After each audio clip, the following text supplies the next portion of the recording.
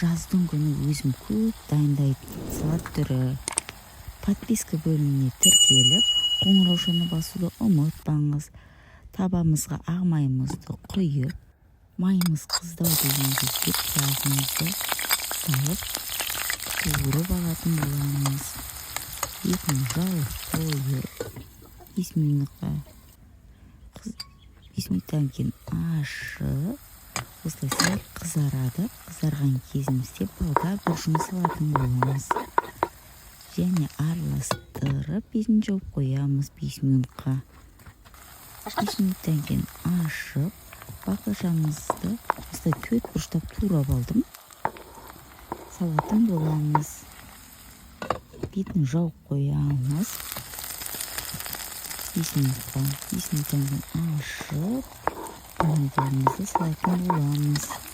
Осылай помидорды 4 бұрыштап турап алдым. Тұзымызды салып, араластырып, бетін жауып қоятын боламыз.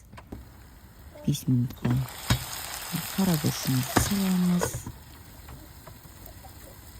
Дайындау жолы өте оңай, тез дайын болады. Чесногымызды салатын боламыз. 5 минутқа қойып, отбасыларыңызға ұсынсаңыздар бола береді. Ас болсын. Парақшам пайдалы, алдағы уақытта жақсы видеолар салатын боламын.